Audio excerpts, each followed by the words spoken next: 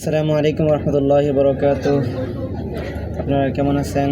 আছি আলহামদুলিল্লাহ, রহমতুল্লাহ অনেক ভালো।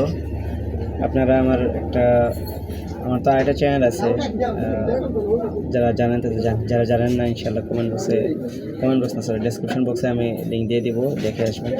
ওইখানে একটা ভিডিওর মধ্যে আমার পরিচিত অনেকেই বলতেছিলেন আমার দোকানের রিভিউটা জানা। আসলে দোকান দিছে আমি কোথাও ঠিকমতো লোকেশন দেই নাই, কিছুই বলি নাই। ছোটো দোকান, যে কেউ দেখলে মন্তব্য করতে পারে, এই জন্য আগে বলে দিলাম খুব ছোটো থেকে শুরু করতেছি। দেখা যাক আল্লাহ তাআলা কোন বন্ধ নিয়ে যান। তো চলুন আমার দোকানটা আপনাদেরকে দেখাই। ওকে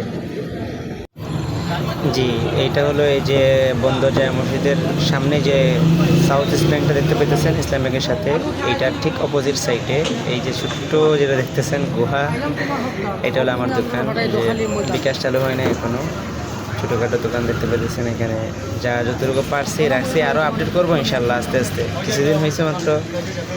আর এই হলো আমার দোকানের ভিতরের অংশ। চলুন ভিতরে যেয়ে দেখা দেয় আপনাদেরকে আর কি।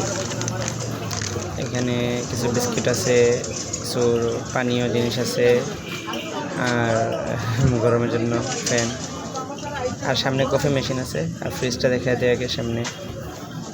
যেরকম পারছি চেষ্টা করছি, যেহেতু দোকান ছোটো ওইভাবে গুছিয়ে নিতে হবে, দোকান তো আর ধাক্কা দিয়ে বড়ো করা যাবে না।